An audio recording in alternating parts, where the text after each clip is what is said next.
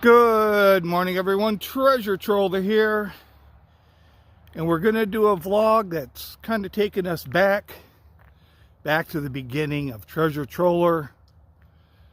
Kind of feels good to get back into the conspiracy vlogs. So we got one today. So I'm going to give you a quick look at the area here. And we'll see if anybody can figure out exactly where or what show this is related to. It's a little seasonal rest area right here. We'll zoom in on that. I think we zoom in. They didn't quite show that entire thing during the segment.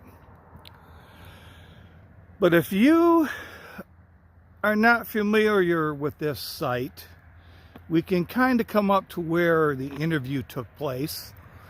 This has to do with a show, I think it's on Discovery, called Expedition X. This was season 8, episode 8.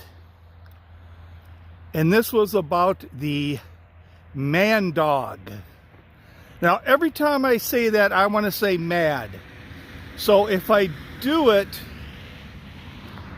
I'm just apologizing ahead of time. So what happened here was they were talking about a creature, and we'll scour the woods just in case. And if we see it, I'm not sure I'm faster than it. But it's called, like I said, a Mandog. It's half man, half dog. Stands about 8 to 9 feet tall with large raccoon-like hands. They were originally said to have been in the Wexford County area, over by Cadillac. We're a good distance away from Cadillac here. Okay, this rest area is approximately 5 miles west of the M37 US 10 intersection. So maybe 7 miles total into Baldwin. And for some of your trail nuts, the what's that called? The North Country Trail. The North Country Trail is just maybe 5 miles from here to the west, so the direction we're looking at. So anyways, the Mandog was first appeared in Wexford County during the logging days. And the more recent sighting happened here at this rest area. So this trucker, picture inserted, says he stopped here.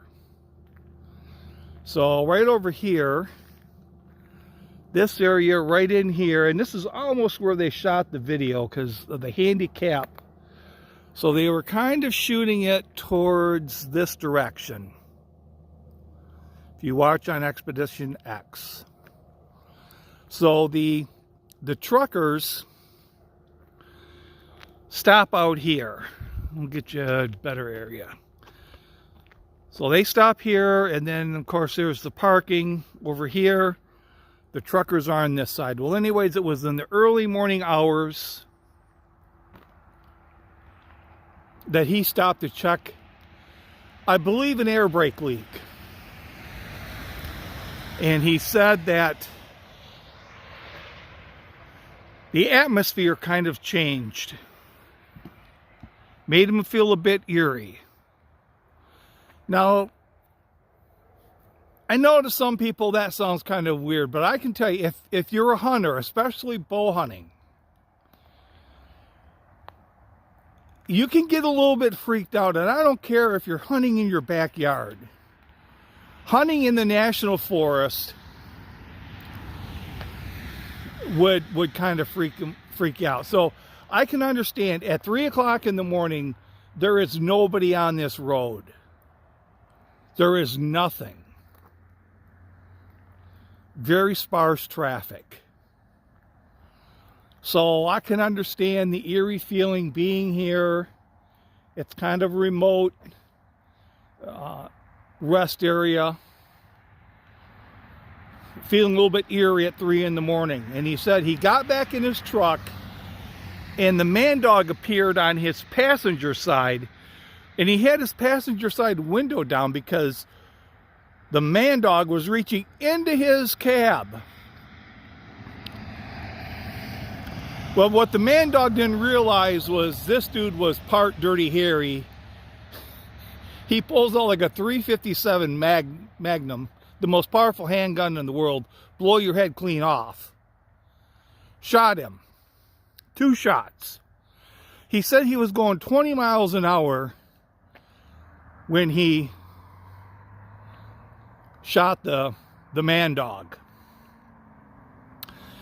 Now I have to believe at 20 miles an hour he was on the road, because you can see the little turn here to get onto the highway. I'm not sure he could get up to 20 miles an hour, make that little turn, and then get onto the highway. So I'm assuming the assault occurred. Well, we'll get it closer for you. Somewhere between the stop sign and the US 10 sign. So the trucker said he went down the road and I guess he decided to go back and, tag his game. I mean, any self-respecting hunter would tag it. But he said he came back, there were some people here, and the Mandog was gone. You could see where it was laying, and it was no longer there. And then he said he was detained and interviewed by Homeland Security. And they told him that not to talk about it. It was he killed one of their assets. And not to talk about it. And he remained silent for 4 years. And then he came out and publicly talked about it to Expedition X. And they spent some time back here in the Manistee National Forest. And then they talked about, then they visited, and I'm not going there. I'm not going there. I'll tell you that right now. This is on my way home from work. One night a week, I come past this place. Or I should say, a night and a morning. So, it happened to be on my way home from work. But they were talking about an airport that's north of Reed City and this dilapidated building, which I guess was commonly referred to as the Mandog Motel. It was a privately owned company that owned the building. It was right on the airport, and of course, very sus things went on there related to Mandog creation, I guess. They went in the building. There weren't any cages or anything. Didn't look like there were any bunk beds, Mandog houses, nothing like that. So, this is where the interview took place for the Expedition X Episode 8.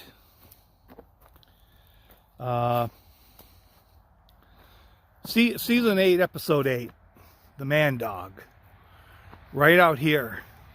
Now, you know, there you can see that house on the other side of the road. It's a fairly new house, almost kind of borderline tiny house. Borderline. Now, probably that vacant trailer next door is probably makes it a tough sell. But it's been vacant for a long time, and I'm thinking maybe, just maybe, that dude saw the Mandog and said, no way, I'm getting out of here. Now, I've lived in this area. This is a little bit east of my area, but I've lived in the area long enough to, if there had been ever a sighting or talk about a Mandog, I would have heard it. I would have heard about it. And I never heard of it. I did talk to somebody last night that heard of the legend of the Mandog. So, am I worried about the Mandog? No. But when this thing opens up, if it's pitch black out at night, am I going to stop here to take a piss? I don't think so. Not unless there's like 4 or 5, other cars, other people around for them to munch on. I ain't going to be the sole prey for the Mandog. So if you're interested, if you're interested about the area, you like to hike, you do the trail biking, look up the North Country Trail. There's a couple of cyclists that have documented it, starting from White Cloud and going all the way up to Traverse City.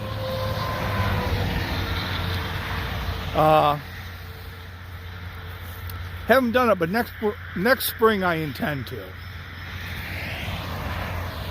Next spring I intend to ride some of it. So that's about it for the Mandog episode. Right back here at a place that I've gone by for years, once or twice a week, and never knew anything about it. You never know what's lurking in the woods of the National Forest. You never know what government assets are hiding amongst those pine trees and dense woods. You never know what's lurking. You just never know.